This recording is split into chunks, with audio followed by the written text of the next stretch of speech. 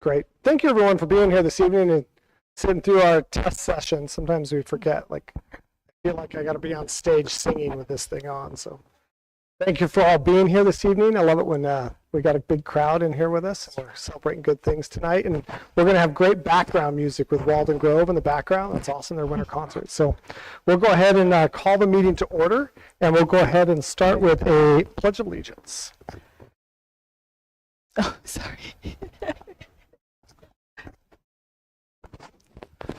I pledge allegiance to the flag of the United States of America and to the republic for which it stands, one nation, under God, indivisible, with liberty and justice for all.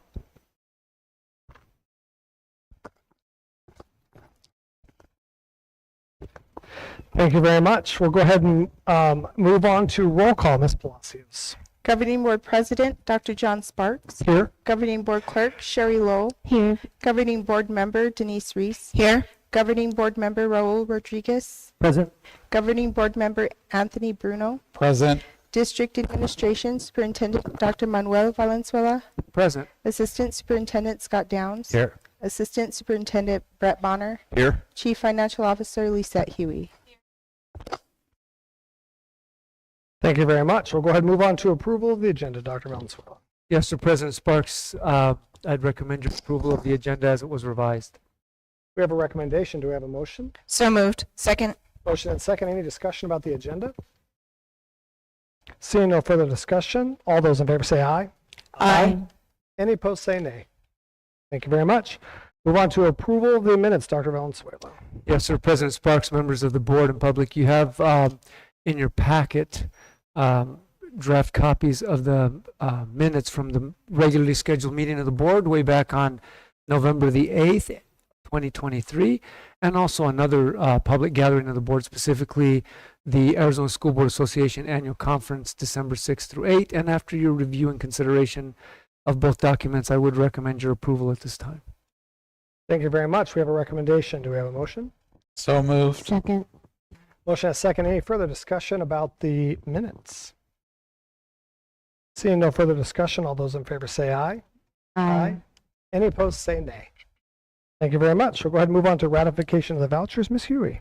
Good evening. Tonight I recommend payroll ratification number 9, 10, and 11. New payroll number 16 for total payroll of $8,698,837.44.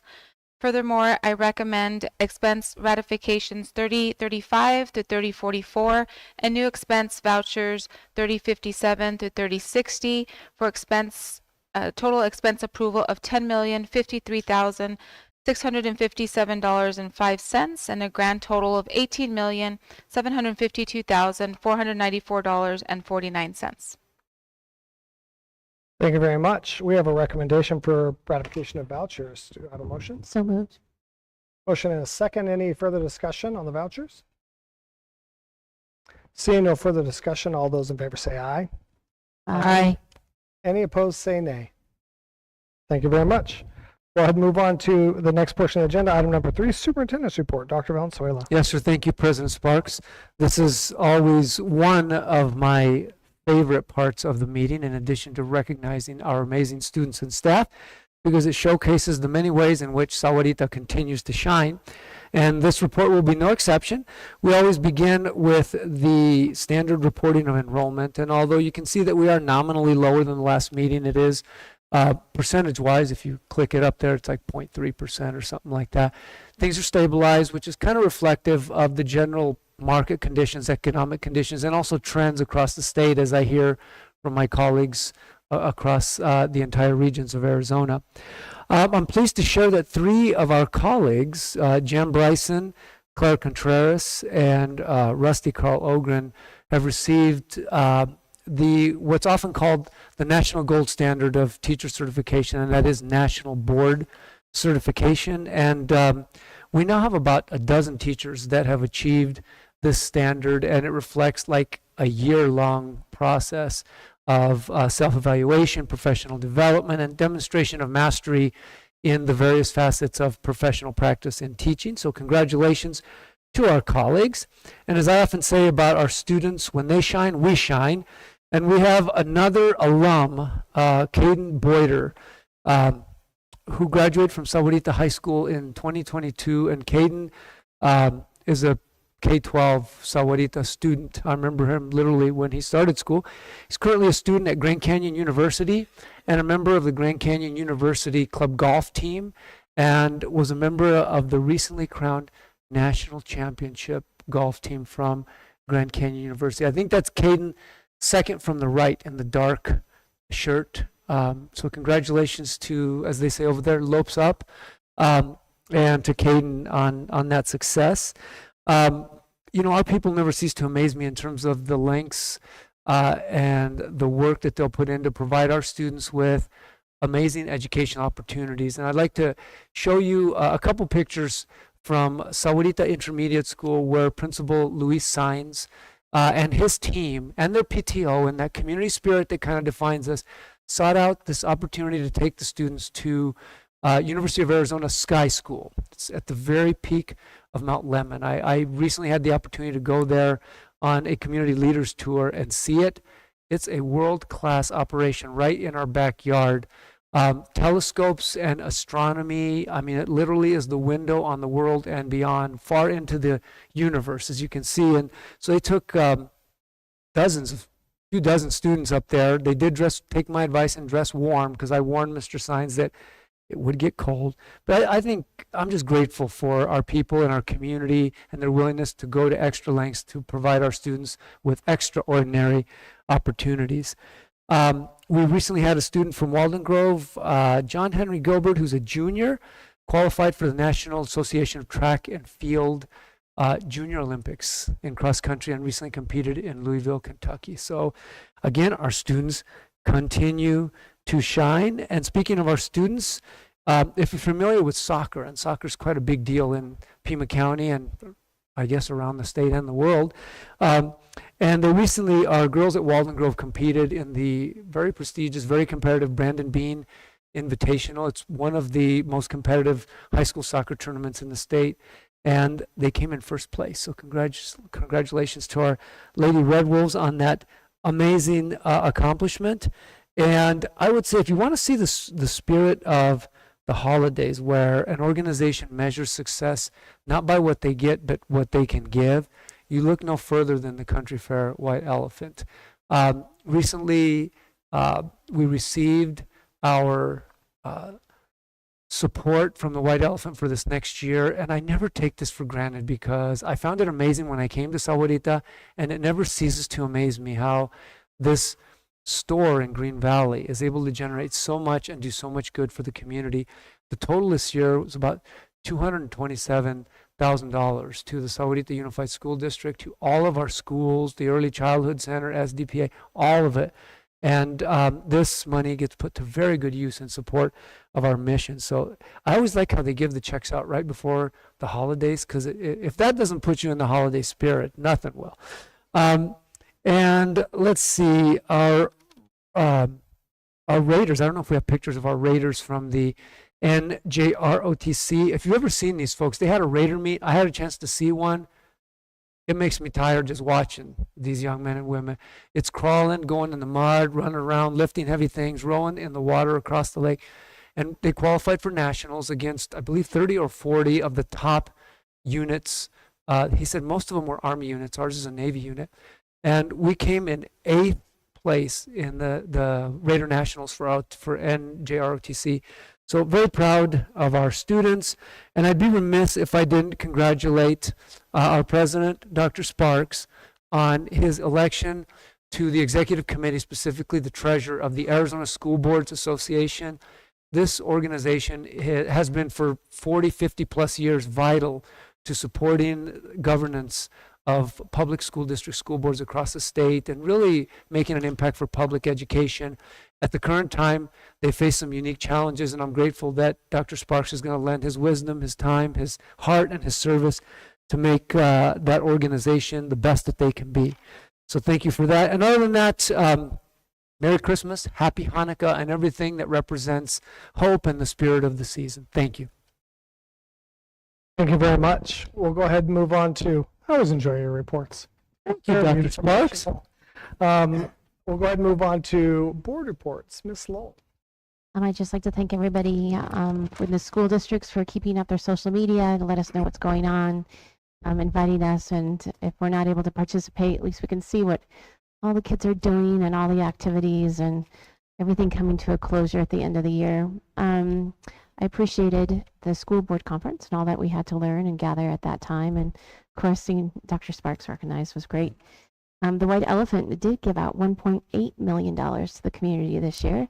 So for all that they do for our community, I know it's where my donations go. And I think it was like, if I remember right, 500,000 to local schools in our community. And in addition, Sahuarita High School won an additional amount for winning the annual award for best application. So that was pretty cool. Anyway, so that was at least what was recorded in the paper. So congratulations to all, and wish everybody a great holiday break, and looking forward to a really wonderful 2024. Thank you very much. Ms. Reese.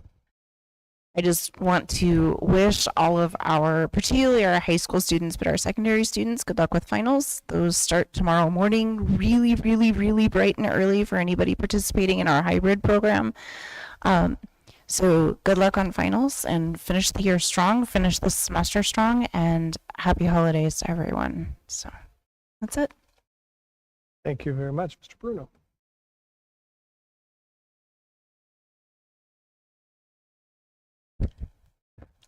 I just want to say that Merry Christmas, Feliz Navidad, and happy holidays to everyone who's here. I also enjoyed the conference and kind of being back in the mix, so to speak, and learning how things move forward. I also had the pleasure of attending the SOPRI PTO meeting earlier in the week. They're doing some amazing stuff. I don't know if you've been down to see what they did with the basketball court and the paint and all the work that's gone into that, and the fundraising they're doing to support SOPRI. And I know that this Friday they're going to have their Christmas event, and the kids will be receiving gifts from, can't think who's donating them. I think Salvation Army is bringing the gifts in. So I think for the younger kids in elementary school, that'll be a lot of fun. Thank you very much. Mr. Rodriguez. I'll keep it short and sweet because the next part of the meeting is the best part where we hand out the awards. With that being said, Merry Christmas, Happy New Year, be safe. And I'll second that. Thank you all for being here, and hope that everybody gets an opportunity to spend some time with loved ones, family, friends, connections, and enjoy this time of goodwill. And I am glad you're all here this evening. So thank you very much. And we'll move on to the next item on the agenda, recognition of staff, students, and community. Dr. Valenzuela. Thank you, President Sparks. And as Mr. Rodriguez so accurately said, another one of our very favorite parts, which is highlighting the amazing people in our community. And we begin with the adults, and specifically our support staff team member of the month for December. Remember, our support staff team members are a vital element to the success of our mission. So it is truly an honor and a pleasure to join with our board in recognizing this month's honoree. Mr. Downs? Yes, thank you, Dr. Valenzuela. Again, it's always difficult to select one person out of 400 support staff because they all do a wonderful job, but I'm always excited to read the memos that come from the schools or departments. And it is my pleasure to read this nomination from Avi Curvy, the Link Program Director. She has nominated Mrs. Melanie Cascara as the Sahuarita Unified School District Support Staff Member of the Month. As she comes down and gets her award, it is my pleasure that this comes from Mrs. Kirby. It is my pleasure that I nominate Miss Melanie, as the students call her, as the Employee of the Month. Melanie has been instrumental in the success of the LINK program this year. She is a dedicated employee that goes above and beyond for her students and coworkers. She is always willing to do more and puts her heart into what she is doing. Earlier this year, she was appointed the director position temporarily as I was out on maternity leave. She accepted the responsibility without a question and did an exceptional job. She handled difficult situations that she was not normally used to with grace and poise. I was grateful to have her in there for a while I was out and able to transition back to work smoothly because I came back to a successful functioning program, which is a reflection of her hard work and dedication. She is the most loyal and trustworthy person I know. I'm truly lucky to have her on my team and part of the LINK program. Again, Mrs. Melanie Castera as the Sahuarita Unified School District December Support Staff Member of the Month.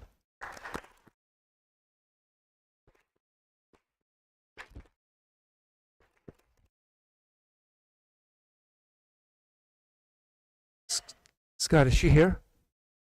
Okay. Oh, she already came up. Shake hands. Oh, gotcha. Remember, we used to make them shake hands all the time. Then COVID happened, and so sometimes it doesn't happen. Thank you for being I here. missed it. Good. Onward. So I guess we're ready to move on with our students. Let's move. You moved too fast, Dr. Sparks. All right. Yes, I think I that was was it. watching. So we will now move on to the recognition of our leaders in character. And again, for those of you that haven't been here before, this is one of the most special honors that's bestowed by our governing board because it represents something that we believe is really, really important as part of the educational process, which is that character counts and citizenship matters. It's part of education. And so we recognize these students for setting the highest example of excellence in character and citizenship, and by their daily examples, helping to make their families, their school communities, and our broader community and our country and our world a better place, and helping to set the pace for future leadership as they continue to grow, develop, and reach for the full potential of their abilities. So we honor you. We're going to ask you to come down. Mr. Rodriguez is going to present you with your certificate, your letter, and your special gift card from Barnes & Noble. That is a token of our appreciation from the school district, the Green Valley News and Sun, who's going to take your picture after we're done. I believe are we going to still form them up over here, Mr. Bonner? We'll take your picture. It'll be in the newspaper, and then parents will invite you to come down if you'd like to take a picture of them, because we are very proud of them. I know you are too, and I know that you're an important part of shaping the character that we're honoring here this evening. So we will move on to our leader in character. From the first one is from Soperi Elementary School. Congratulations, Julian Lopez Contreras.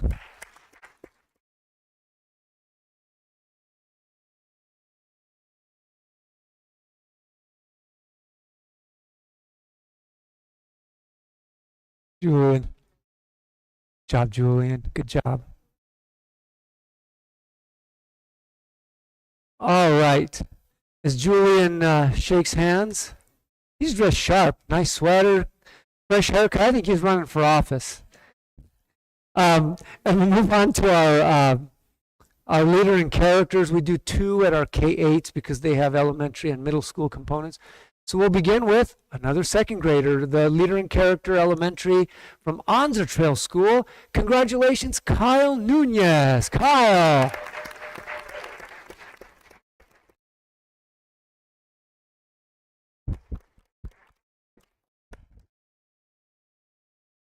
Way to go. Congratulations, buddy.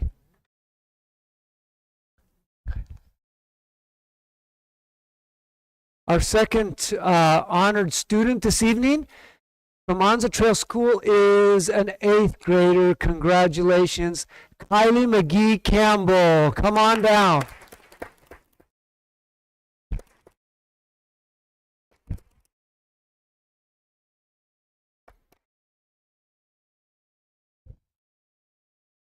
Keep up the good work. And we will now recognize the honored student from Sahuarita Primary School, who is a 1st grader. Congratulations, Clara Tomlinson.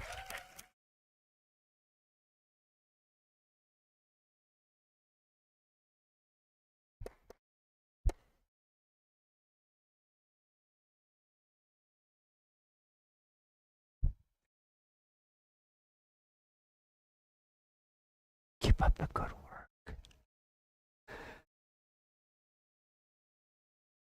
Congratulations to Clara. And we will now recognize the leader in character from Sahuarita Intermediate School. And that individual is 5th grader Jolene Reese.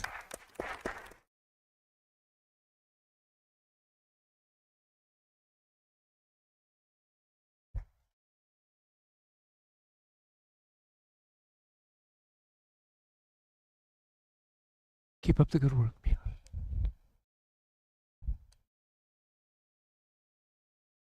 We are now coming up to Copperview Elementary School, and their leader in character is a 2nd grader. We are very proud to honor this evening Jordan Acevedo.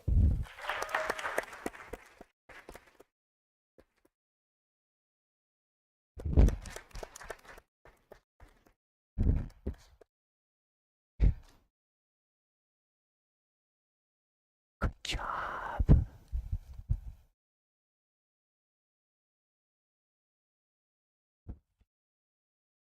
And we're back to one of our Ks. So we'll be doing 2 students from Wrights and Ridge. Our first leader in character is a 5th grader. Congratulations, Aubrey Wessner.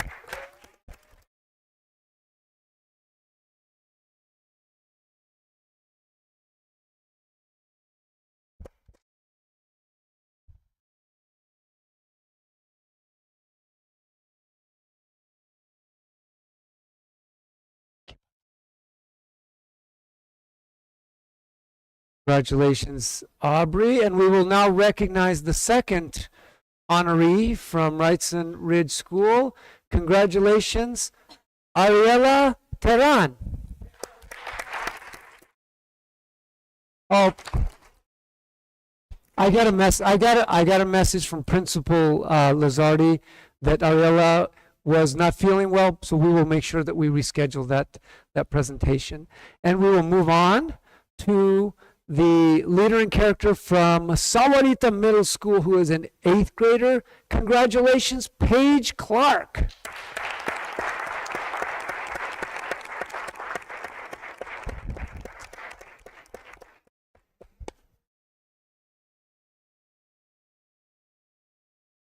Keep up the good work.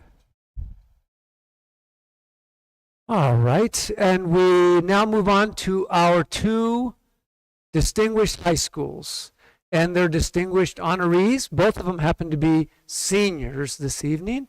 The first leader in character is from Sahuarita High School. Congratulations, Alessandra Enriquez.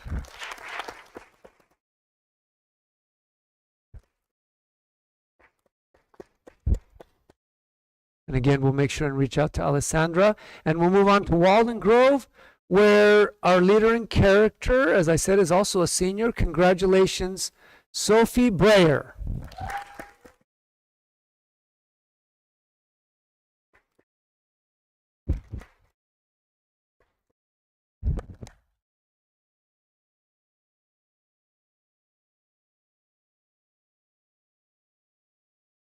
Keep up the good work.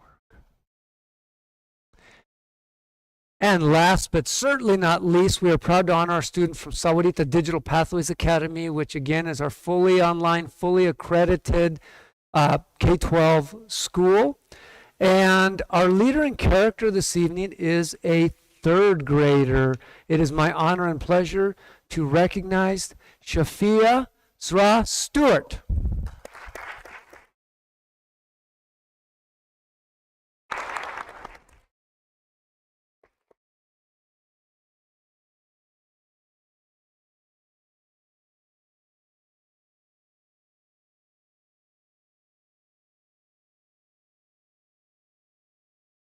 Job, Shafia.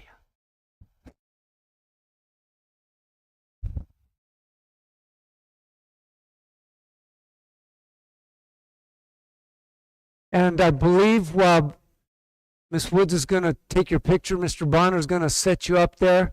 Remember to smile. And parents, if you'd like to come down to get a little better, closer shot, we'll go ahead and take a mini stretch break just so that you can get a better shot. And again, we'll have these students in the local newspaper next week. And again, thank you for having them here this evening. We're very proud of them.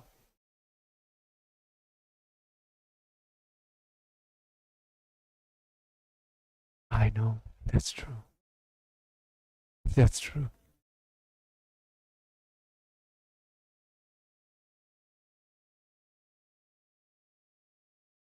Smiles, everybody.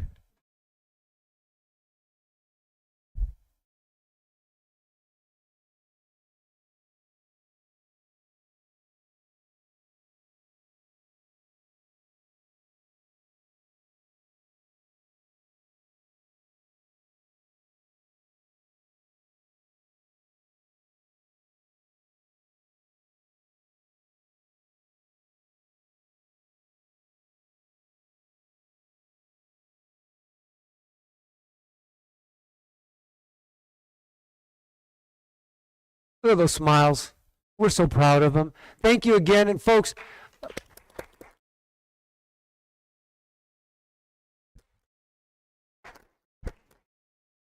please continue encouraging them. We know they're going to continue to do great things. You are welcome to stay. There's more to the business meeting, but we also know that homework and other things await. So this is an appropriate time if you need to shuttle them off. Thank you again for making time to be here with us this evening.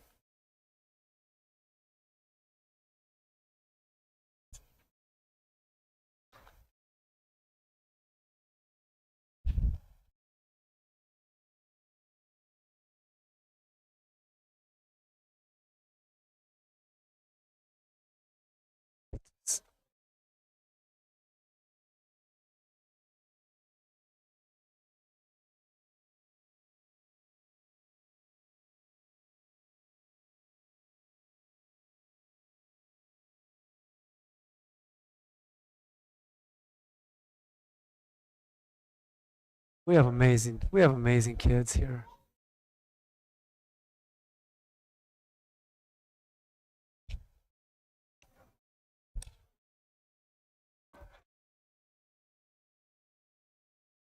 Habits.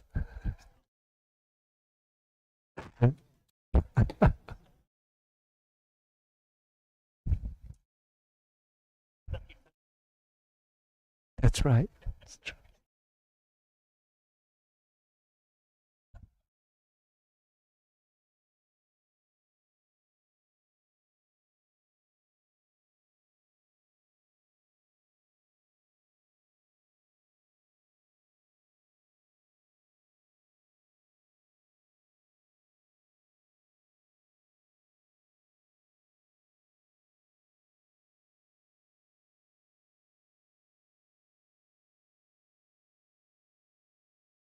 Empty the house.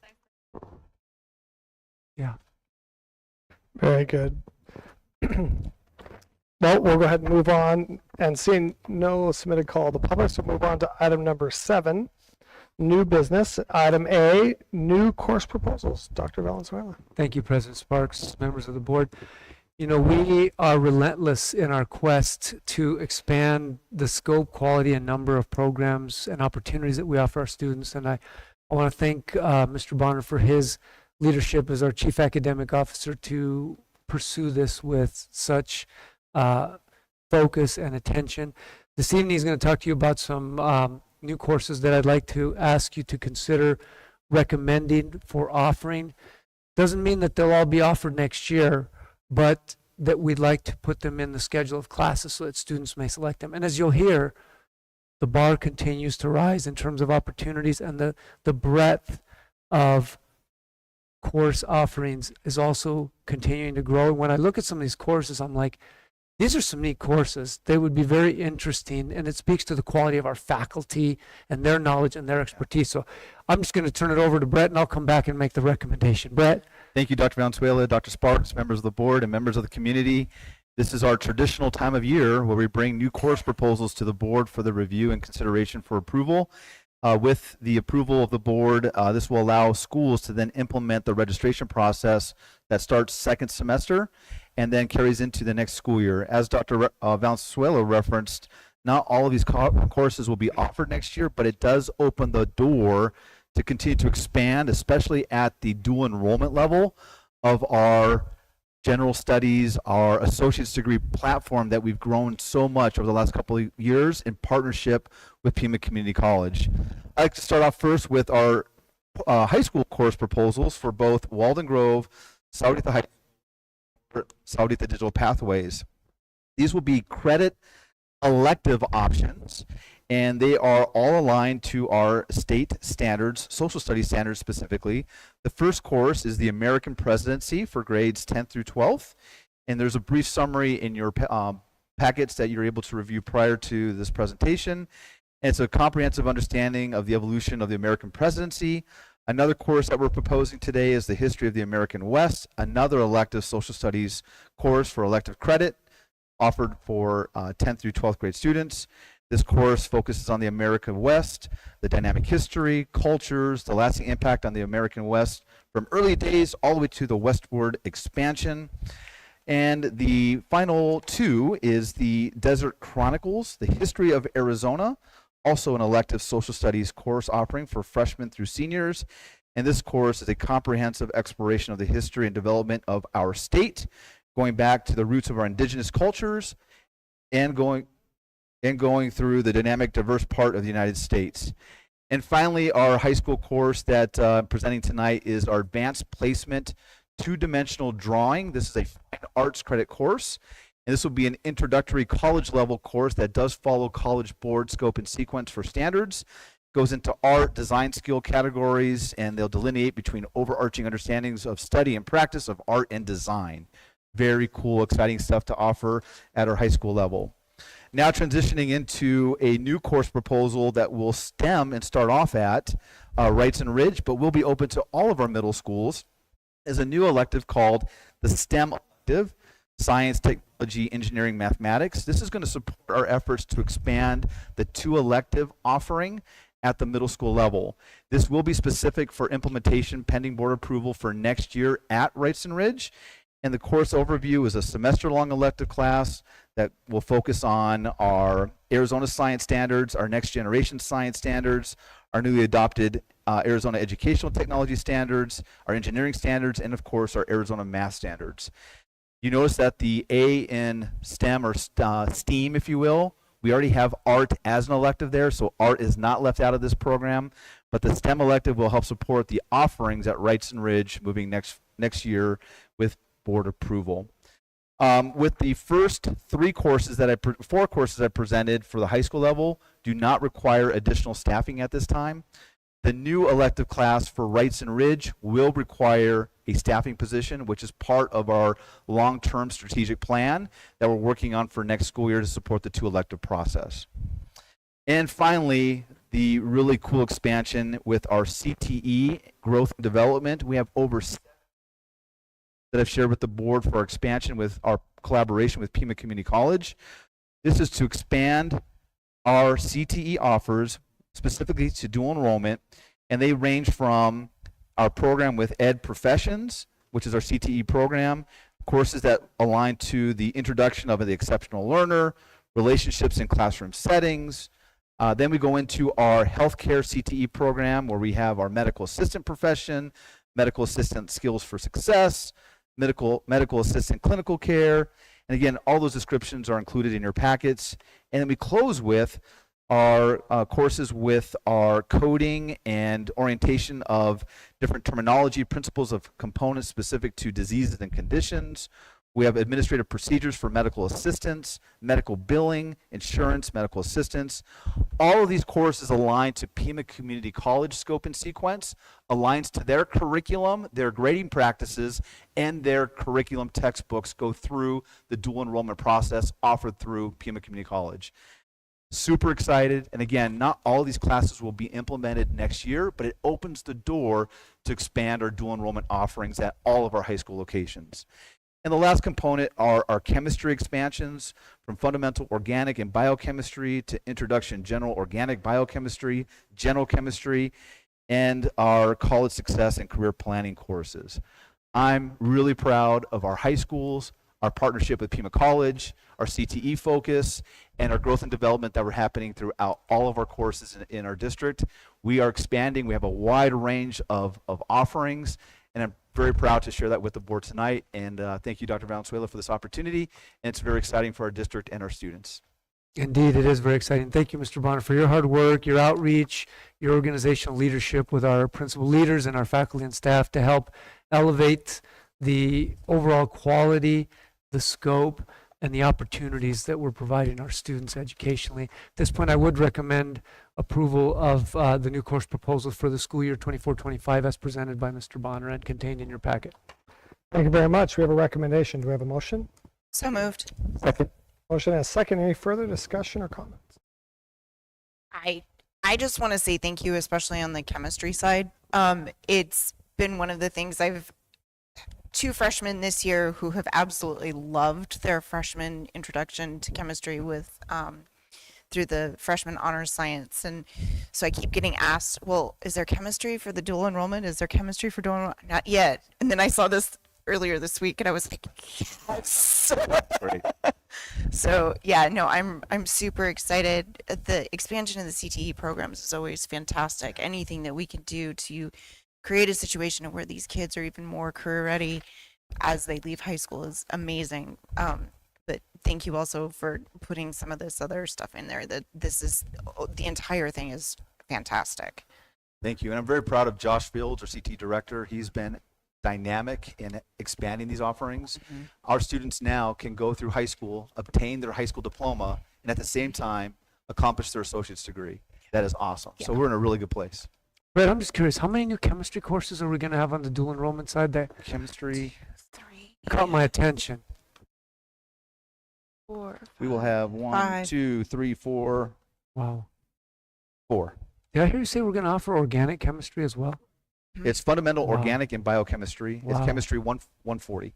And they're aligned with the Pima College sequence. Correct. That's wonderful. Thank you, Brett. You're welcome. Yeah, it's 5 total. 5. Wow. I did have a really quick question though. On some of them, it says that there'll be a semester-long course. Is that because it's the description from Pima? So Correct. will it be taught over the course of Correct. a year for our high school students? Correct. We follow the scope Great. and sequence of Pima, Fantastic. and if we need to expand it, we have that flexibility to do so. Sometimes the post-secondary classes like Pima, their pacing is much faster, and we Mhm. want our kids to be successful because it is for college credit. Yeah. So we have the flexibility to take a semester class and map it out to be a year-long class. Perfect. But we have that Okay. flexibility, and we work with Pima closely to do so. Okay. Fantastic. Any other comments or?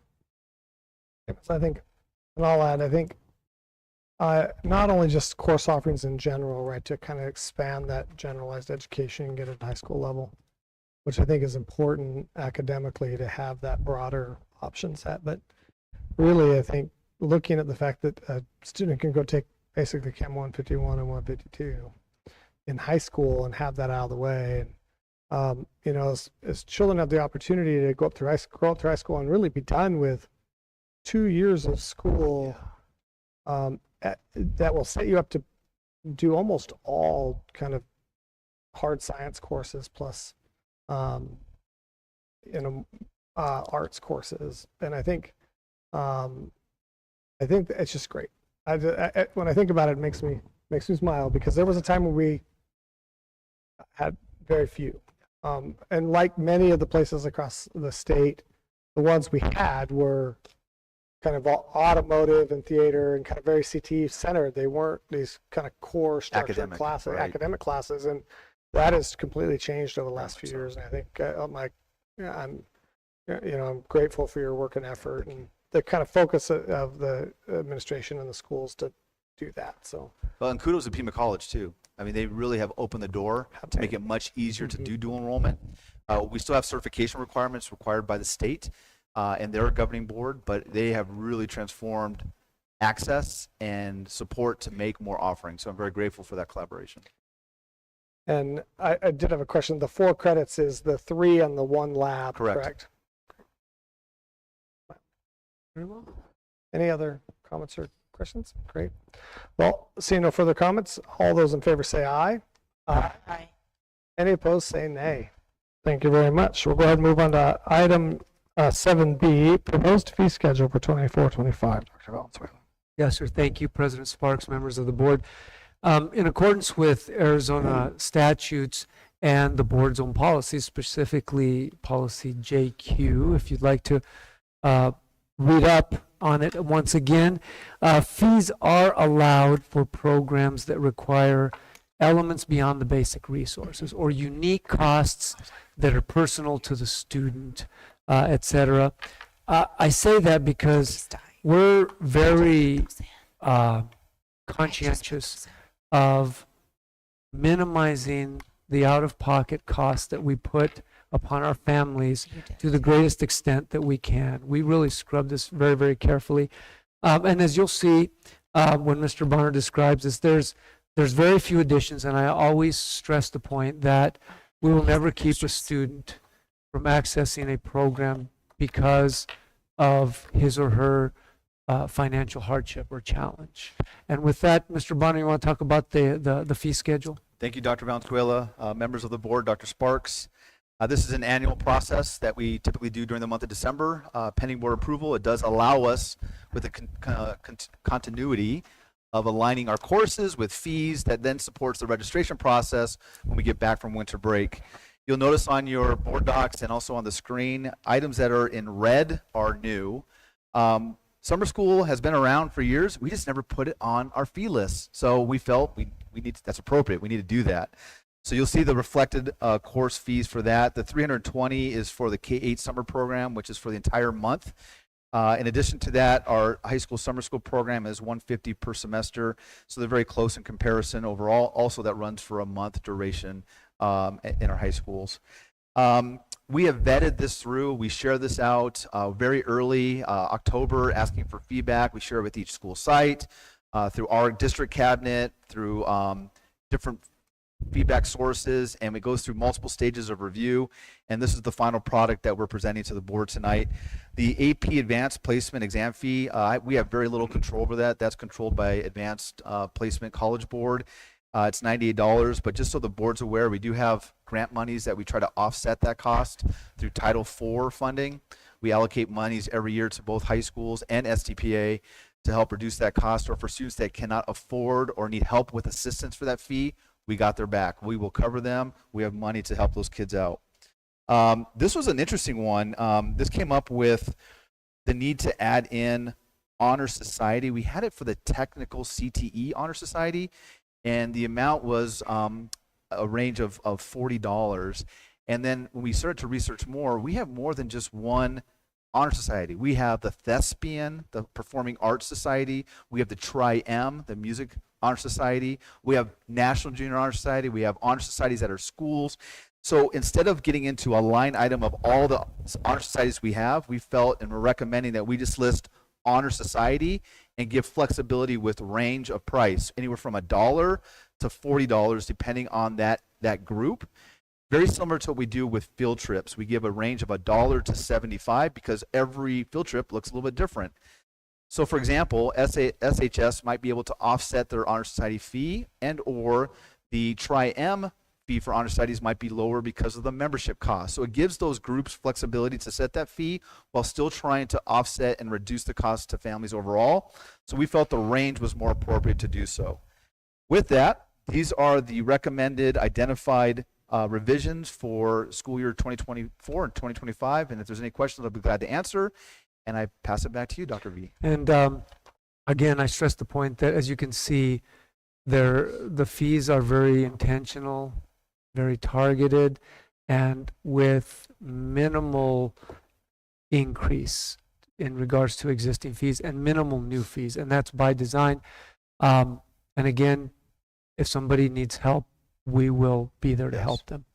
And with that, I would recommend approval of the proposed fee schedule for school year 24-25 as presented.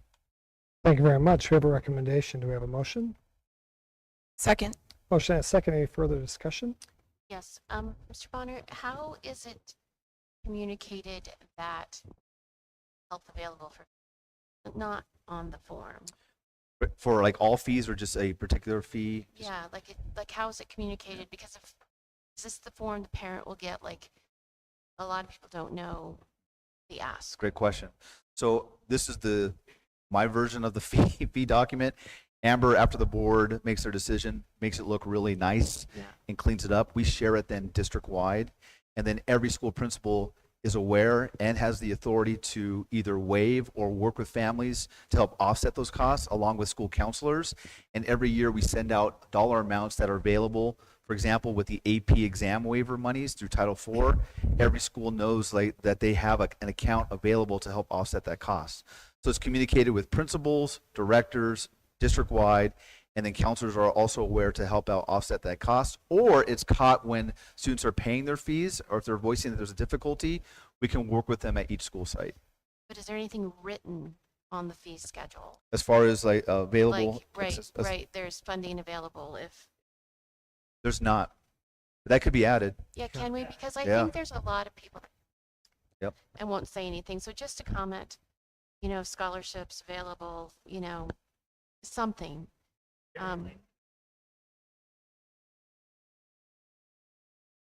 Right. Agreed. We could easily add that. I think it's good practice. You'll see on the very, very bottom, if you don't have your glasses on, you might not be able to see it. But on the very bottom, it says waivers are available for the AP, but we could add something else Yes, on there that something like supports that. all spectrums of that need. Yeah, I would approve it if there was a waiver, if there was a notification for parents on the written form. I think if we just clarify that if a family is in need of possible support or assistance circumstances, that those conversations and those opportunities are available. Don't we do that with sporting fees? Isn't it written on the I budget? want to say there might be There's- something along these lines in student handbooks or some other publication, but If we just I have don't it think on there's the any form. problem with putting a simple clarifying point on the actual document. I think that's very easy Because to I do. think we're very Ma- reasonable on the fees, and I Yeah. think, it's all on there, but, I just don't want somebody to choose, not choose something. Yeah, the concept that they're self-selecting out Yep. of the course or class or We want to open the opportunity. doors for everyone. Yeah. So thank you very If much. Dr. V's approval and the board Yeah. support, we will add something on the very bottom left just to show that there's an indicator of support if needed. I'm Well, comfortable. And we then we direct might them- want to see if the high schools can add it, especially since they've got to add all those cool new courses that we just added. If they can put it into their, I know as a parent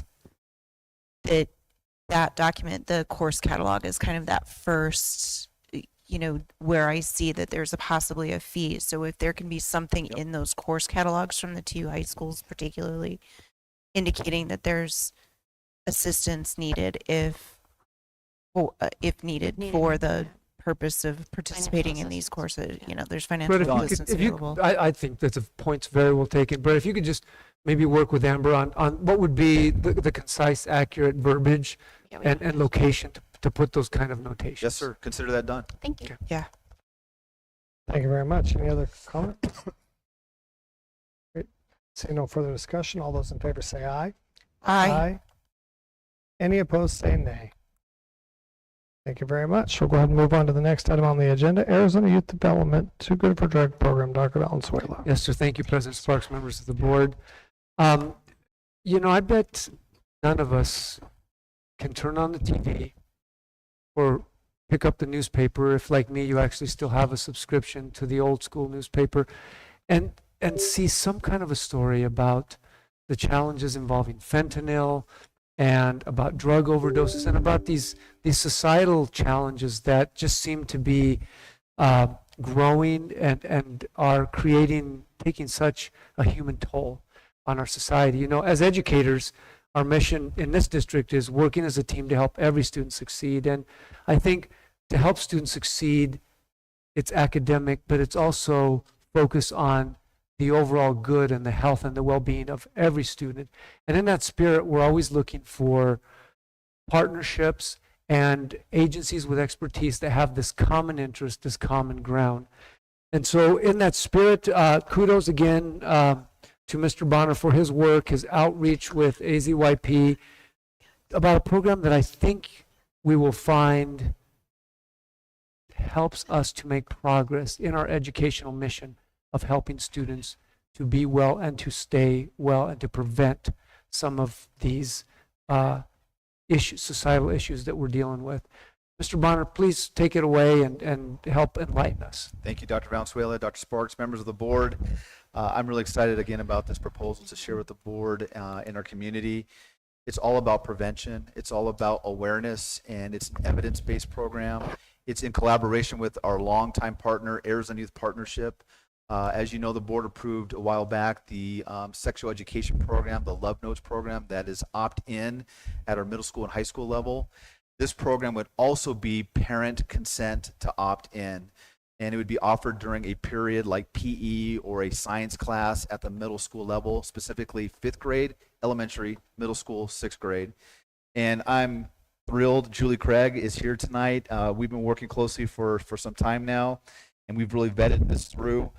Just a couple things before I pass it over to Julie, who will do a general overview of the objectives with this program.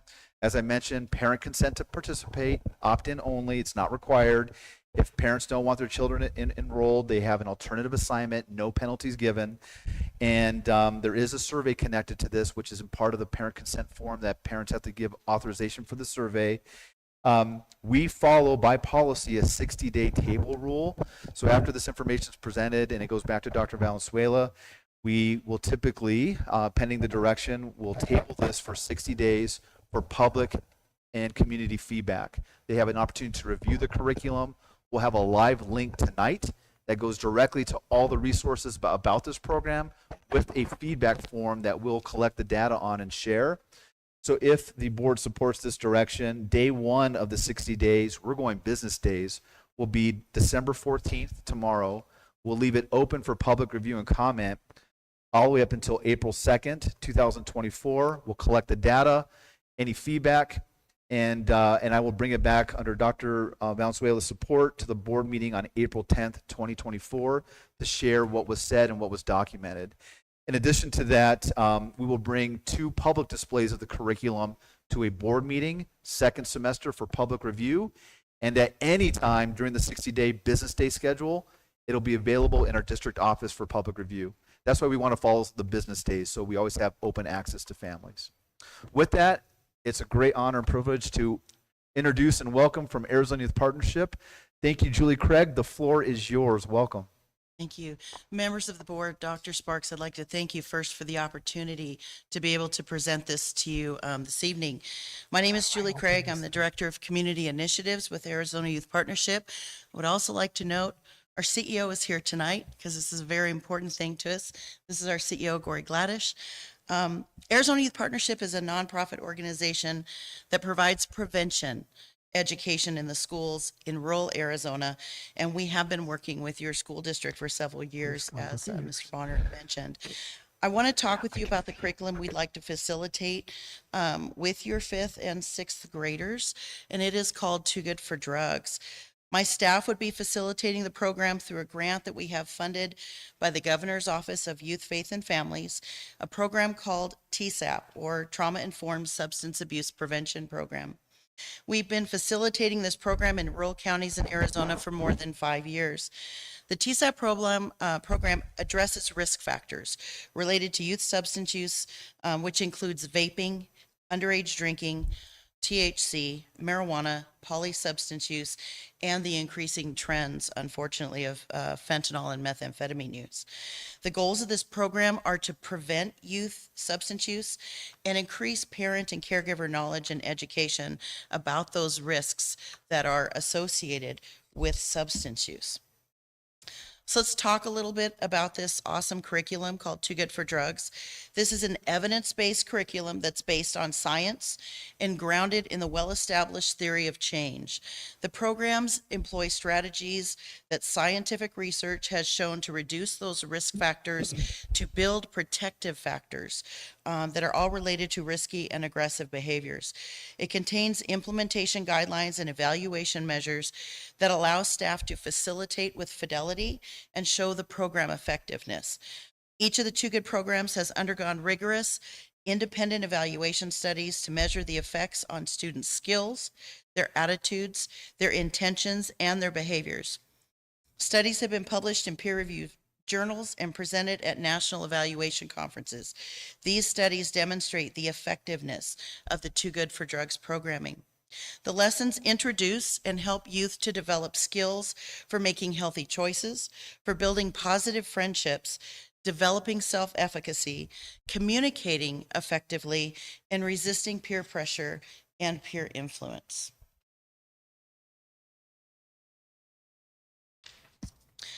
The Two Good programs meet numerous academic and health education requirements and standards. They have correlated the learning objectives to each of the Two Good programs to state and national education standards and competencies to help better integrate prevention education into lesson plans and teaching schedules. So here's an example of those benchmarks. And in the folders that I gave you, you have the entire packet of benchmarks for each lesson that's in the 5th and 6th grade curriculums for your review. It follows along the Arizona standards perfectly. In grade 5, Too Good for Drugs builds a framework for drug-free living through a fun and interactive journey of setting reachable goals, making responsive decisions, managing emotions, and refusing negative peer pressure, and building on positive friendships. Students get to strap on their spurs as they enter the Old West with Outrage Otis and witness his hard-learned lesson about managing his emotions. They then get to set sail with Captain Goldsworthy to use their effective communication skills to find buried treasure. Diagrams highlight the negative effects of alcohol use on the developing brain and the negative health risks of misusing prescription and over-the-counter medicines. The lessons further review the negative effects of nicotine and tobacco use, including THC and marijuana use on the body, as well as their goal-compromising effects.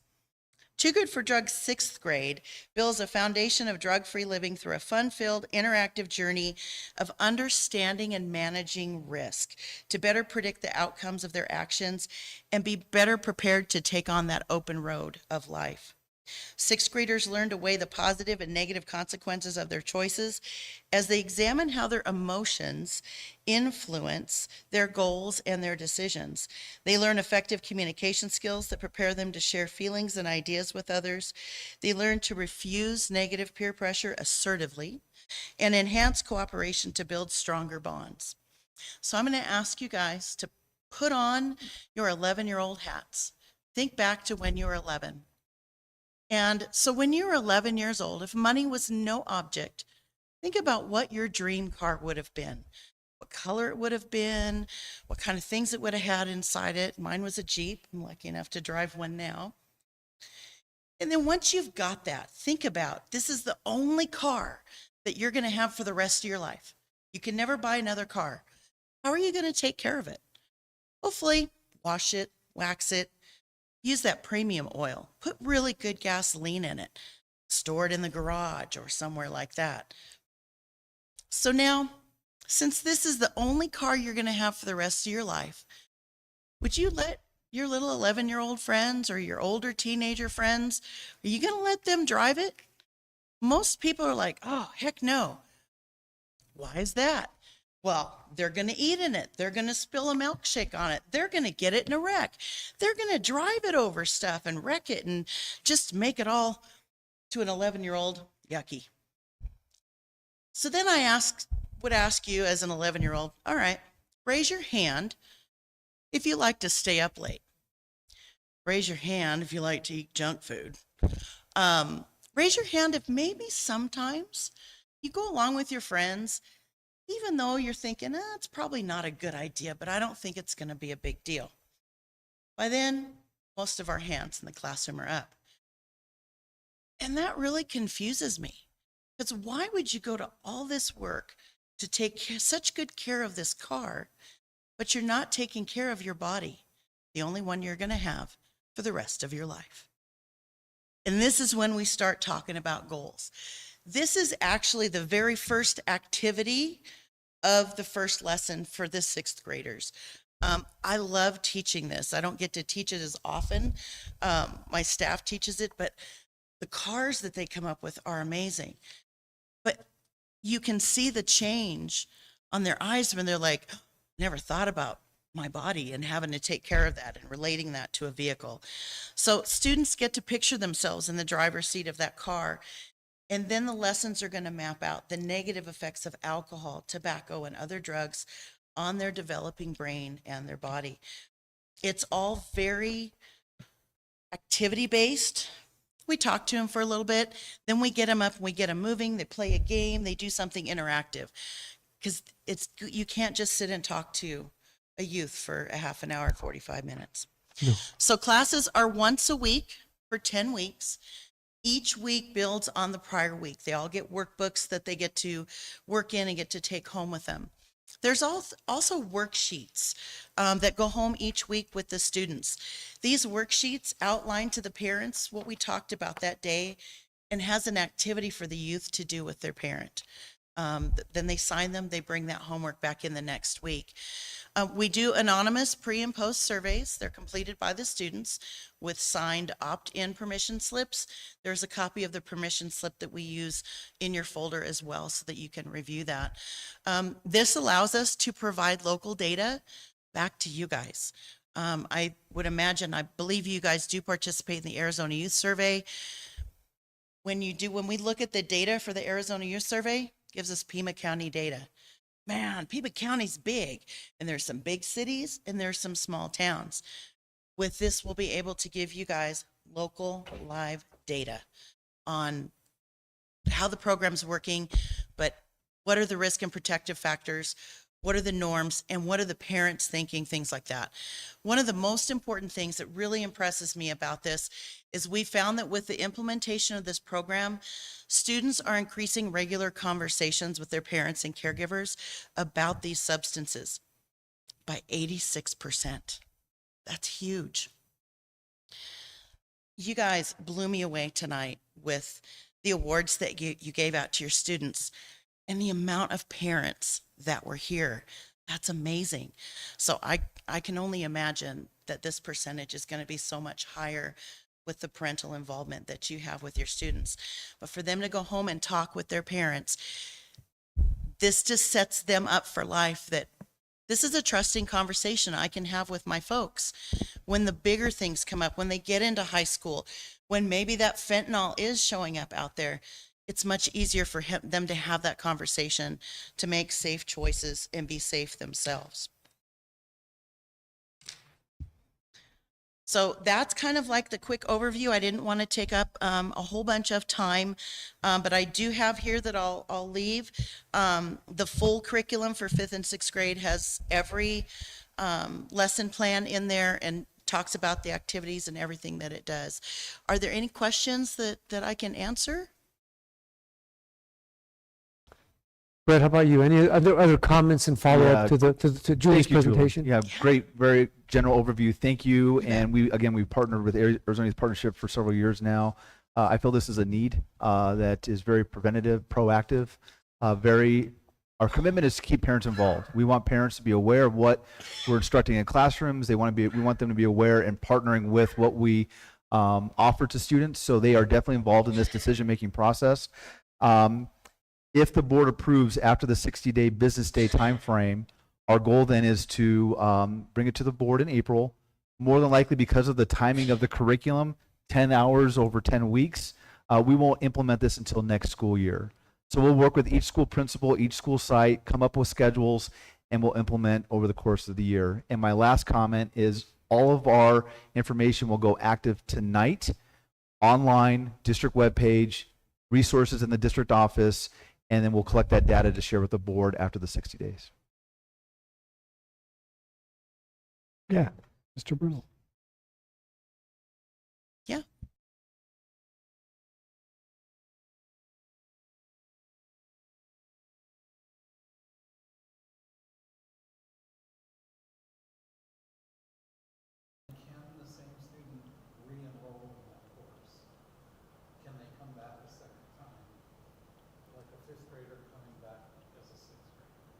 Yes, each year changes a little bit different. The basic setup is the same. We're starting off with goals. We're talking about regulating emotions, recognizing emotions. Then we get into the alcohol, tobacco, and things like that. Each year is a little bit different and is a little bit more intense, isn't the right word, but it's just that next level up. So the 6th grade curriculum their activities are different. It's a little bit more involved than the 5th grade level. So yes, we would like the curriculum is actually K through 12. So kids could go through it each year because it's going to build on it. And as you know, it's you teach fifth grade math, you're going to go up to sixth grade. They're going to use some of that fifth grade math, but they're going to build upon that. So that's really kind of what this program does. So yeah, we want them to come back every year.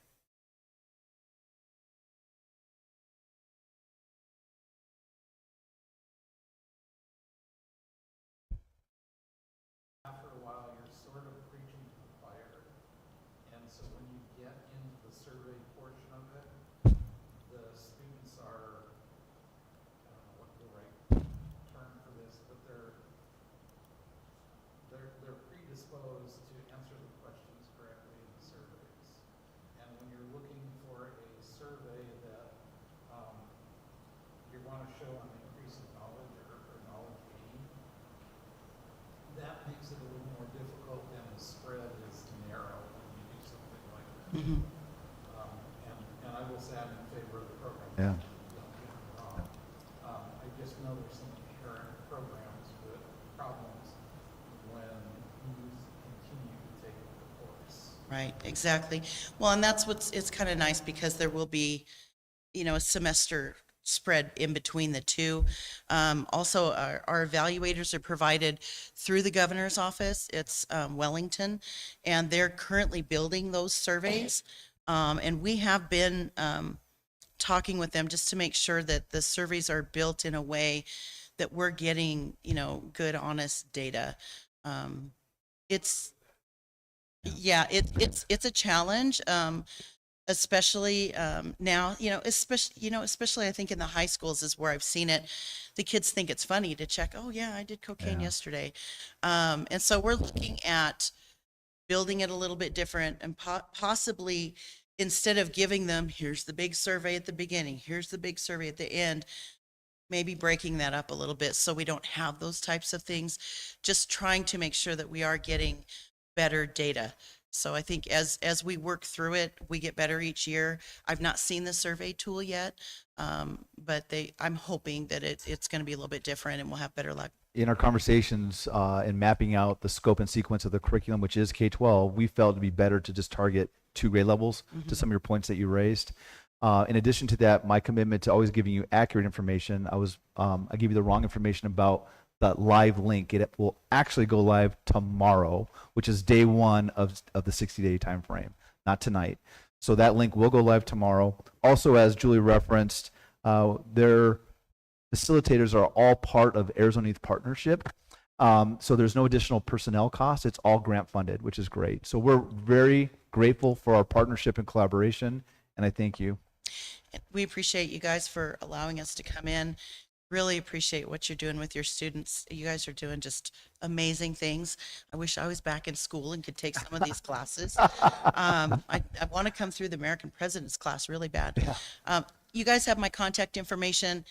You think of a question later, parent comes up with a question, please just reach out and we'll talk through and I'll hand this down to you. And again, thank you. Really appreciate it. My only follow-up comment is one, as you've heard all evening, we've been keeping Mr. Bonner pretty busy this evening, but I'm grateful for his systematic approach to building progressive expansion of programs in a very strategic, very thoughtful manner. And one of the things that I heard from Brett, and I get briefings from my senior team all the time, one of the things that I heard Brett say is, in our scope and sequence across content areas, this is a need. Another thing that I was really impressed, besides the fact that even in that little mini lesson, you were demonstrating many principles of effective learning. So I could tell that it's been well presented and well prepared with fidelity.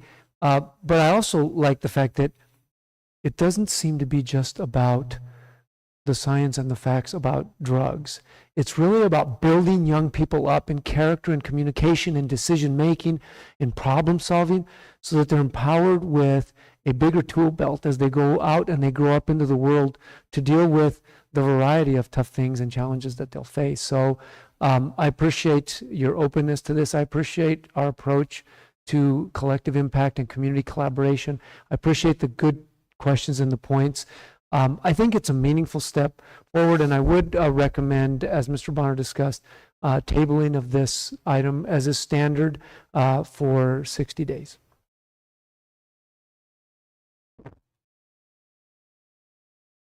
So, of course. Yes.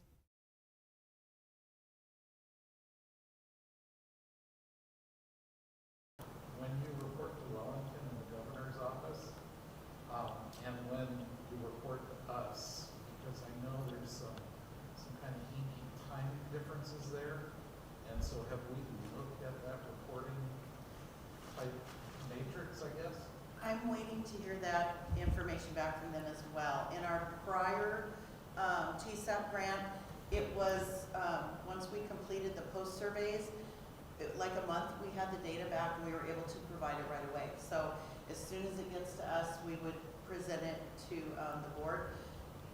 Once I get that information about here's what the survey looks like and this is going to be our turnaround time, I will let you guys know and I'll provide you with a copy of the surveys as well. Thanks. Awesome. Thank you very much. And I think I'd just like to add on there that I think from not only my role as a board member and a father, but in my professional capacity, almost a vast majority of the children that I work with on a daily basis that struggle with substance abuse often lack emotional regulatory skills, kind of skills to manage the world around them. And whether they're not, regardless of how they got there, I'm grateful that the program is kind of comprehensive. Because I think most of us on this, up here on this diocese, remember, commercials with eggs in pans were not very effective. And I think I'm glad that we're seeking community input and moving towards providing resources for families where they can have their children participate in curriculum that helps them to build skills and develop and utilize skills over their lifetime to not only avoid substance use, but also to set up boundaries and controls and structures in their interactions with other people, which is really what this talks about managing peer pressure and managing the individual pressures around you that we have in society. So I'm super grateful that the programs have gotten a lot better at addressing that. So, but I just want to say thank you.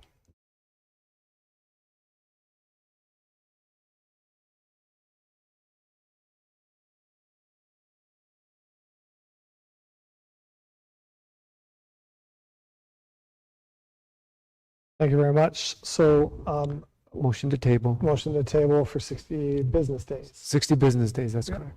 So we have a recommendation. Do we have a motion? So moved. Second. Very You energetic pay, motion. Any further discussion or comments? Great. All those in favor say aye. Aye. Any opposed say nay. Thank you very much. So we'll go ahead and move on to, thank you for being here Thank you, tonight. guys. Thank you. Go ahead and move on to the next item on the agenda, 7D, proposed school calendar 25-26. Yes, so thank you, President Sparks, members of the board. I think as we think back, years, it wasn't that long, but it seems like it maybe when we had this conversation, I think it was sparked by a community member's input about planning. One of the things I think that points of guidance that the board gave me was to look at building calendars further into the future. I think it was 2 years ahead, with the understanding that sometimes planning that far ahead in our personal and professional lives can be difficult, but at least if it gives us a vision, we always have the ability to modify it as we get closer. And another thing that we strive to do is to collect stakeholder input through our organizational health inventory and other targeted surveys.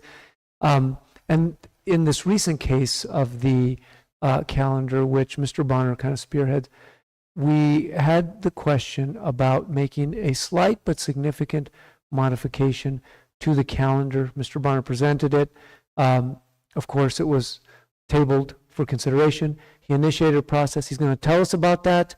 And so I'd like to ask Mr. Bonner to present that summary, and then I'd like to discuss a possible recommendation in terms of going forward. Brett? Thank you, Dr. Valenzuela, Dr. Sparks, members of the board and community. Calendar year 2023 is on the sunset, and on the horizon is the school calendar 25-26. As Dr. Valenzuela referenced,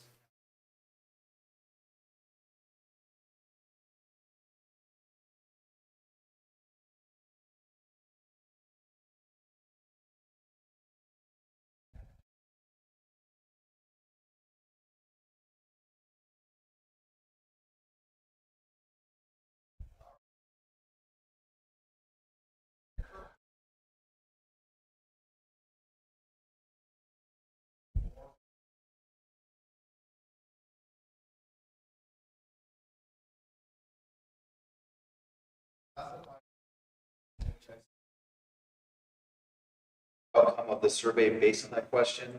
Of the certified staff, we had 253 responses. You can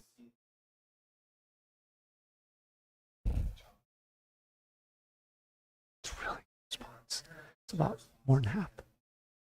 And look at parents. That's a good research number.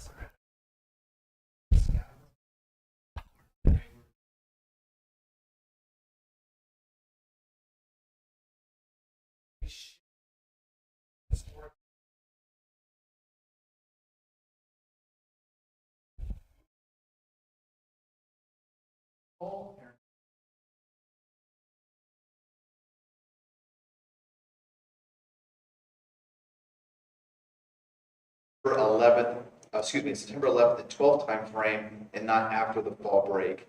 And then for our spring conferences, which typically would take place the Thursday, Friday after spring break, are now moved up to that 6-week mark of the 12th and 13th of February. Some of the pros and cons, I'll share some feedback that was given during that public display timeframe. A lot of comments from staff was to provide feedback prior to giving out grades, doing a more preventative, more proactive discussion before grades were given, hence why the shift is being recommended. Of the survey, we opened up that public survey for comment on November 2nd. We closed that survey for public comment on December 1st. We had a total of 96 public entries of review that I wanted to share with you. Of the survey results, there are the scores. 29 were in strong favor of that shift of change of parent-teacher conferences. 14 were strongly opposed. So our average score was 3.4 based on that public review period.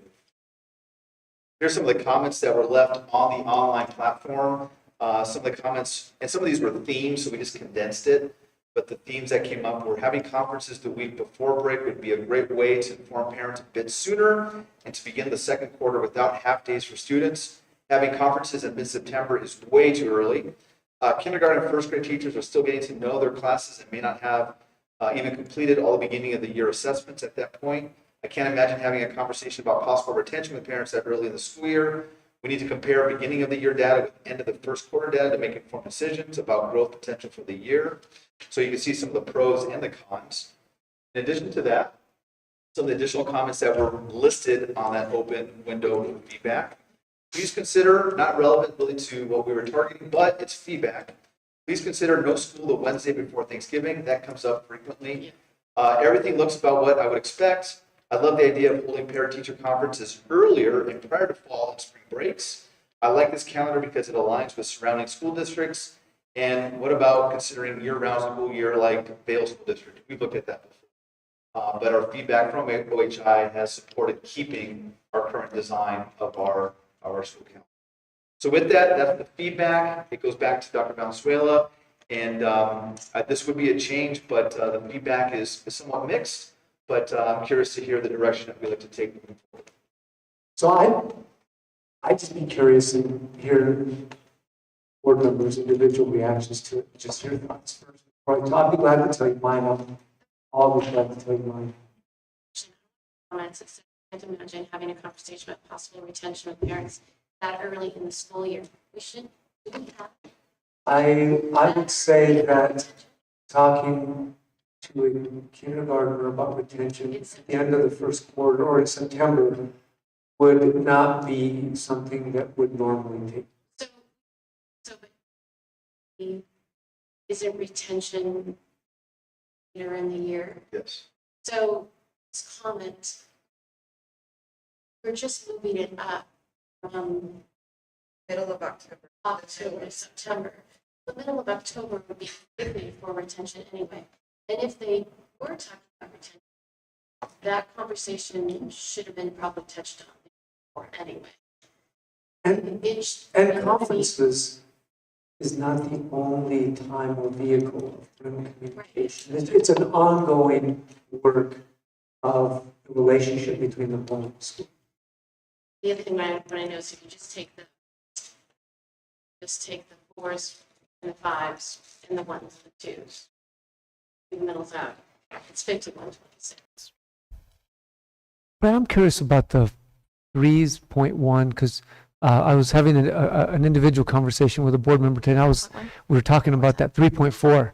And are those numbers for one subset of the distribution? Is that just the staff, or is that just the, what?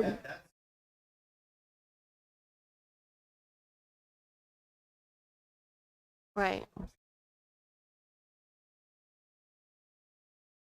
Okay, But if you look at those who are, if you that's look not, that's not, Yeah, what you- Right, got it. but if Okay. you look at those who are in favor and strongly in favor, and those who are opposed and strongly opposed, and leave the ones in the Yes. middle out, it's 51-26. That's true. So more than double are in strongly favor. But yeah,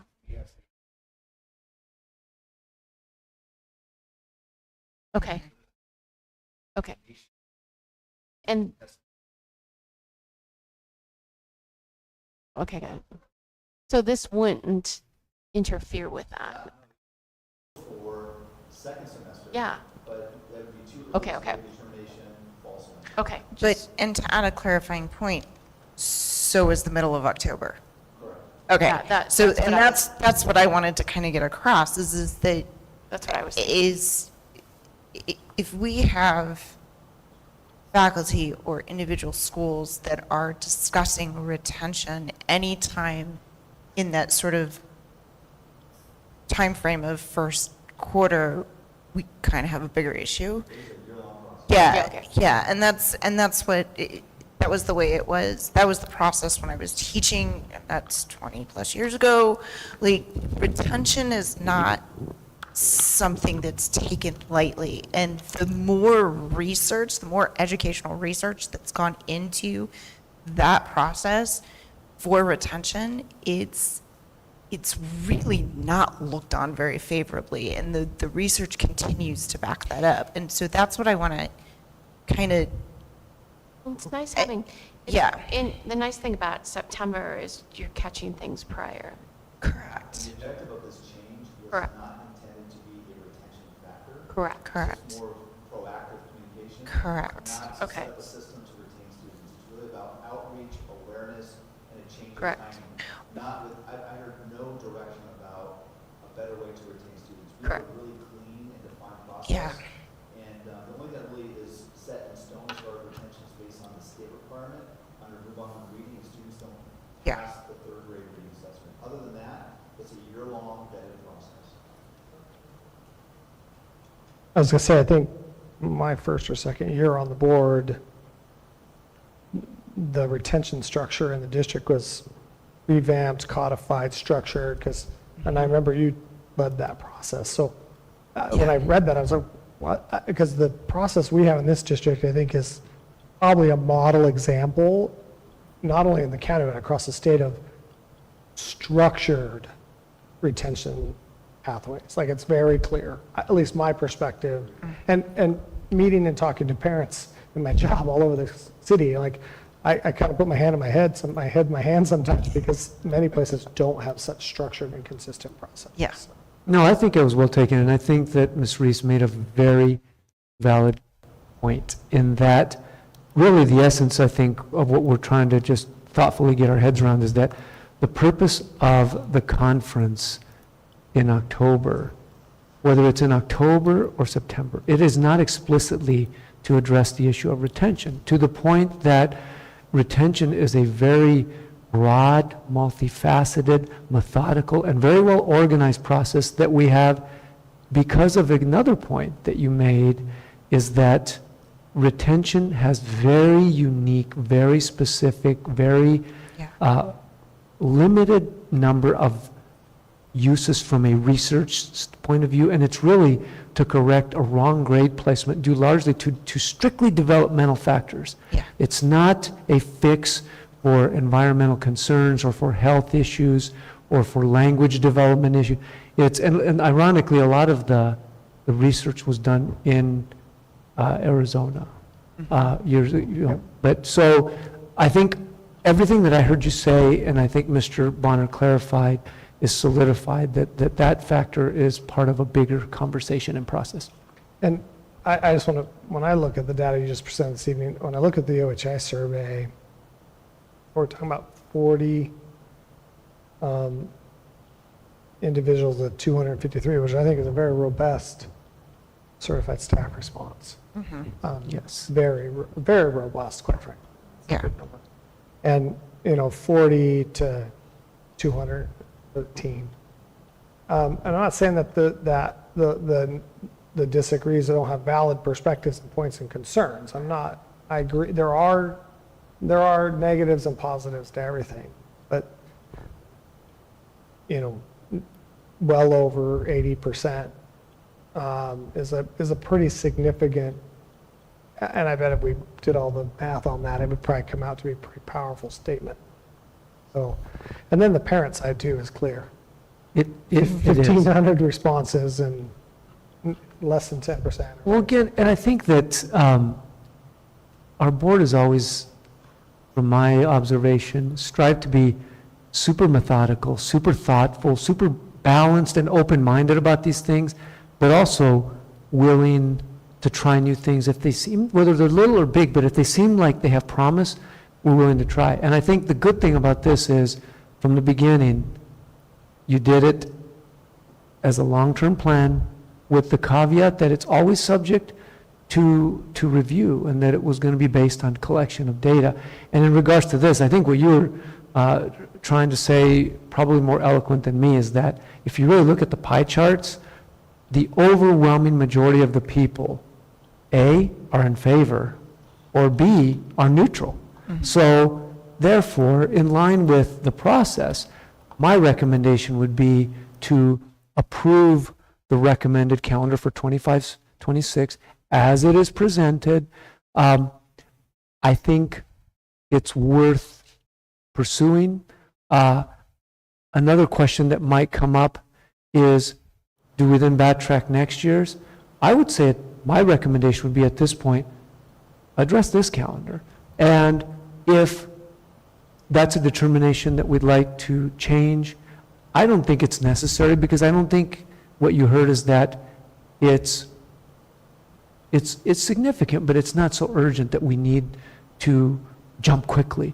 And just let the process play out in its due time with the process that you've put in place for the management of calendars. I think the process was sound, and so I would recommend your adoption of the calendar at this time, now that it has been tabled. Thank you very much. We have a recommendation. Do we have a motion? So moved. Motion and second. Any further discussion? Brett, did you want to say something? I saw your finger go. A bit of full transparency, when this was presented back in October, the Veterans Day holiday was marked wrong. It has been corrected. It was marked on November 11th. We researched it again. It's actually November 10th, a Monday. It's just full transparency. And again, it does summarize the 180 days required. It's a good balance of 90 and 90, but it is accurate as presented. One of the things about Brett is that attention to details will not be a problem. If it's an oversight, it will be followed up on. Thank you, Brett. Yeah. Thank you very much. Any other comments or questions? So the motion is to approve the calendar as presented. Seeing no more discussion, all those in favor say aye. Aye. Any opposed say nay. Thank you very much. We'll go ahead and move on to, thank you for that very robust discussion, by the way. We'll go ahead and move on to new business, public online auction items. Dr. Valenzuela. Back to the world of the more routine. You have items that have exhausted their useful life and may be put on for public auction. I think the kind of interesting thing about this one is that it's not just old calculators and carts or broken chairs. This is actually kind of interesting. There are 5 school buses, and I think it speaks to our community support, a very thoughtful, systematic approach to replacing these buses with new climate control through the community support of our overrides and our local measures. We've been able to do that. So we have 5 buses that I bet you that they have maybe 250,000 miles, some of these things, because we ride them hard, at least. That's probably conservative. But you know what? We found that they might still have some residual value and places that can put them to good use. So I would recommend approval of the public online auction items list as presented. Thank you very much. We have a recommendation. Do we have a motion? Motion and a second. Any further discussion? I foresee 5 future converted bus houses. So that seems to be a popular trend these days. And I bet these things do have literally hundreds of thousands of miles on them. We use them very, very well and very, very fully. Yep. All right. Any other discussion? Okay. Seeing no further discussion, all those in favor say aye. Aye. Any opposed say nay. Thank you very much. We'll go ahead and move on to the next item on the agenda, the new business governing board possible action, school facilities oversight board capital plan. Yes, sir. And before I jump into that, I did receive a little asterisk or a footnote from Mrs. Huey that as we dismiss 5 buses with many hundreds of thousands of miles, we have 6 brand new climate control Bluebirds coming to us in February. So we're very excited and very grateful to our very generous and supportive community for that assistance. And with that, we'll move on to this capital report. This is a regular annual requirement of the local education agency, which is to provide an annual report, which does require board approval, but then Mr. Downs will submit to the school facilities board. I forget what the O stands for, but they put an O. Oversight. Oversight, yes, they put that O in there. But basically, what you'll hear from Mr. Downs is kind of his analysis, his modeling of enrollment projections based on work he's done for many years, housing development permits and things like that. It's actually kind of interesting, and it raises some interesting points, and it requires your approval so that we can send it to SFB. Scott. I appreciate that. The School Facilities Board has actually seen this several months ago because I completed it a while ago. This is our general time frame that we bring it to the board just in case I see any new data. But it's a very standard, simple report. It basically asks for how are you growing? What methodology do you use? We'd like to see your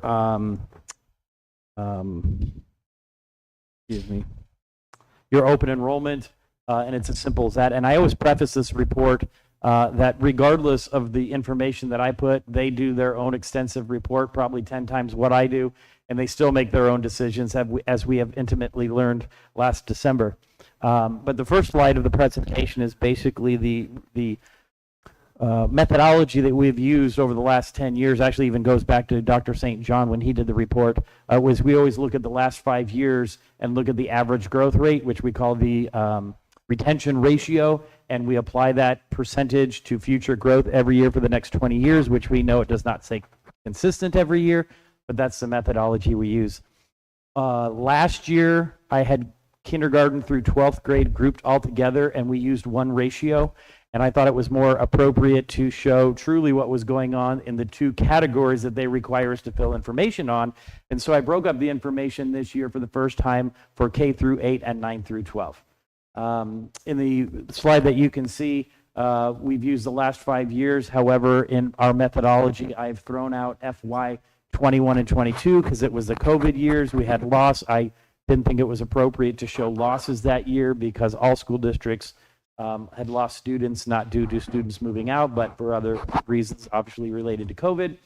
So our 5-year ratio includes FY 18, 19, 20, and then 23 and 24.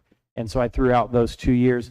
We came up with the kindergartners count as 0.5, which is required. And so we can see which is not necessarily true, but our retention ratio in the last 5 years for K-8 mathematically works out to 0%, but we still know we're gathering a couple of kids here and there.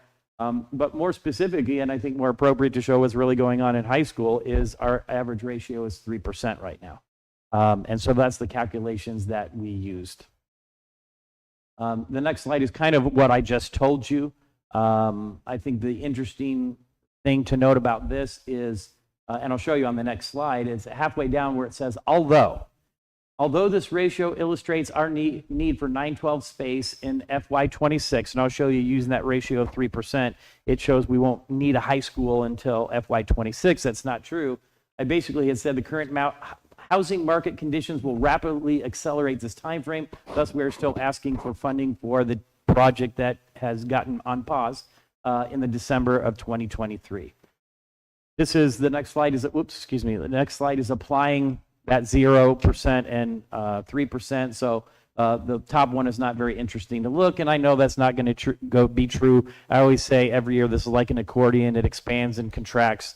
So not much to look. And we do have pre-kindergarten to 8th grade space right now. We can handle growth. A lot of it is happening at Wrights and Ridge right now, but with the bond, we feel we're going to be able to maintain that for a while. But more interesting at the 9th, 12th, like I said, when I applied the 3%, it doesn't show that we need a school till FY26, and I know that is not the case.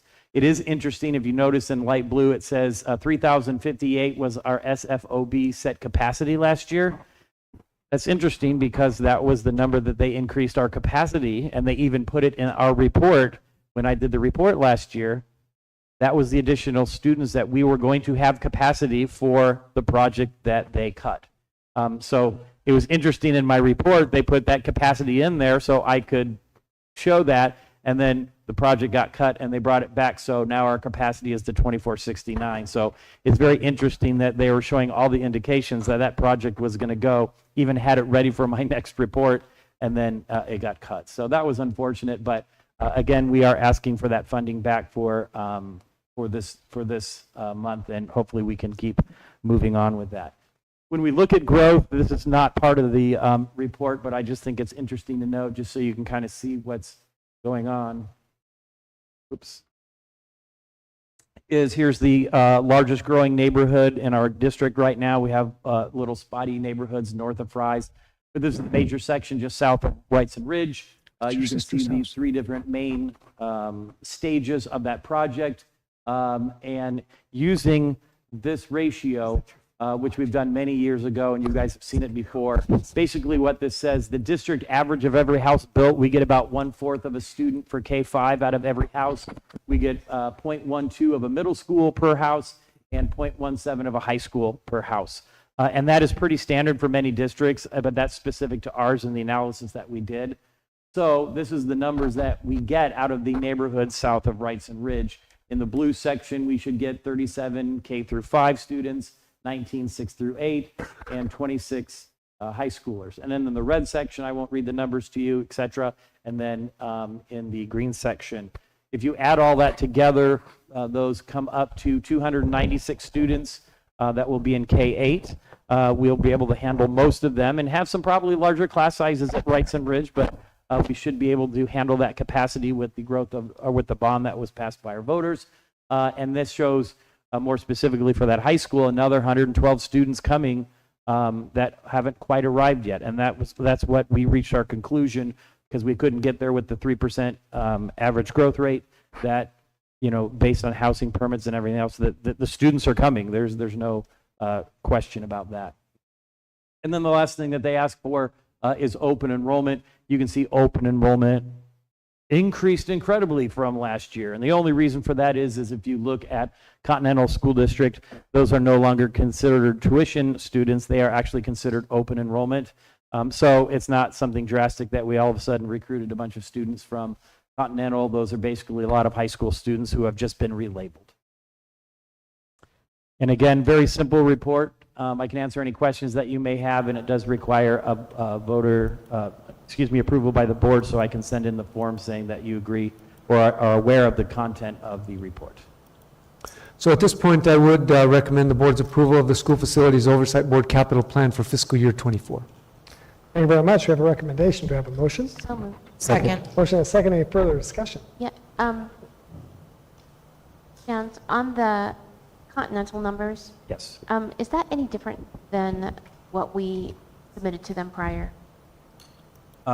Yes, because last year, the Continental kids were not considered open enrollment. They were tuition. So they did appear in my report under tuition, that we still had those kids.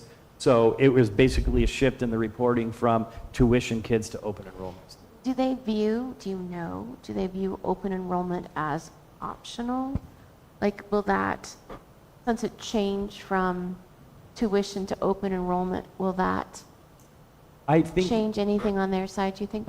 I don't know, but my intuition would be no, Okay. because they are still a warm body that's in our seats, and they're very familiar with they do extensive reports. knowing that Continental students don't all right. have anywhere else to go. They've gotta I go mean, they someplace. can't open enroll up to Catalina Foothills Right. if they desire, but I think the number of 388 Okay. still solidly speaks for itself that it's a warm body sitting in a chair. They're very familiar with it, but yet they yanked our funding. Yeah. Okay, got it. Just double checking that for the record.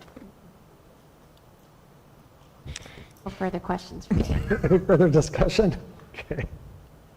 Thank you very much. No, seeing no further discussion, all those in favor say aye. Aye. Any opposed say nay. Thank you very much. Go ahead and move on to Town of Sahuarita IGA Middle School SRO. This is actually exciting, President Sparks. Thank you very much. You know, if you look at our strategic directions, direction number one is safe and supportive school environments. And we approach that through a multi-pronged approach. One, of course, is the procedures, the routines, the things that we're kind of familiar with, fire drills, tactical drills, lockdown drills, things like that.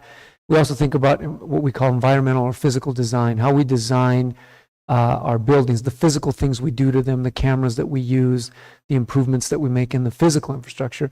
And then the last part is this very important part that involves education, involves prevention, it involves the direct interface with law enforcement and their visibility on our campus. I'm proud to say we've developed a strong, I would call it a model SRO program, and it comes back to the strong trust, the regular collaboration and dialogue with the men and women of the Sahuarita Police Department and the town of Sahuarita. And so we've heard, as we've continued to grow these programs, that the next step in this evolution is support for the middle school serving campuses. And so, you know, there's a lot of moving parts to that. First of all, of course, there's the money, but there's also the availability of resources. You know, police departments are struggling with staffing shortages just like every other sector of the public and the private world. And of course, you know, the primary mission to patrol the streets and to deliver those basic services, et cetera. But through our shared commitment, hard work, patience, resourcefulness, and seeking out funding, we have been able to identify an officer, an agreement, and a plan to put a Sahuarita police officer in service to our middle schools, Anza Trail, Sahuarita Middle, and also Wrightson Ridge. We believe in the early part of the spring semester, within the first part of the spring semester. The terms of this agreement are very similar to the ones that we have for the high school. In a nutshell, they provide the officer, they're their employee. We are responsible for the overarching share, with some exceptions, of their pay and their compensation and some of the training functions. And again, I say thank you to the town of Sahuarita, their mayor and council, their manager, Shane Dilly, and their chief of police, Chief Noland, and his command staff. And they've been wonderful to work with, and they've been super supportive of this. And I think that spirit of collaboration has allowed us to move this forward. So I would recommend at this point the board's approval of the town of Sahuarita IGA for the middle school school resource officer program. Thank you. We have a recommendation. Do we have a motion? Second. Motion and a second. Any further discussion? Okay. Seeing no further discussion, all those in favor say aye. Aye. Any opposed say nay. Thank you very much. To say that the officer selected is Mrs. Christina Pelayo. Okay. That would be the SRO officer of the middle school. Officer Pelayo. Great. Thank you very much. We'll go ahead and move on to new business, the consent agenda. Dr. Valenzuela. Yes, yes, sir, President Sparks, members of the board. You have a lengthy list of items that are considered routine and may be considered in one swooping motion. And that is my recommendation, the approval of the consent agenda in its entirety at this time. Thank you very much. We have a recommendation. Do we have a motion? So moved. Okay. Motion and a second. Any discussion? I just did want to clarify for the award from the White Elephant for Sahuarita High School. It was for the 4-H group at Sahuarita High School under the consent. They got a $7,000 grant from the White Elephant for their outstanding application. It was at Sahuarita High School in addition to that, but it was 4-H club. It was the 4-H club affiliated with Sahuarita High School. Is that right, Mrs. Lowe? Yeah. That's good. Well, hey, Our- if we're getting a prize for striving to great heights in all we do, that makes me very happy. So the thank you. The consent agenda under the donations, it always reminds me it takes a village. Team effort. Because there's so many donations on there, from the paint, for soapery, I mean, just everything, and I'm just always so grateful when I see it. There is something very Those are my special about comments. Sahuarita community and the Sahuarita Winds way in which we operate. And I feel fortunate and blessed to be a part of it. I agree. Any further discussion? Okay, all those in favor say aye. Aye. Any opposed, say nay. Thank you very much. We'll go ahead and ask, are there any possible future agenda considerations?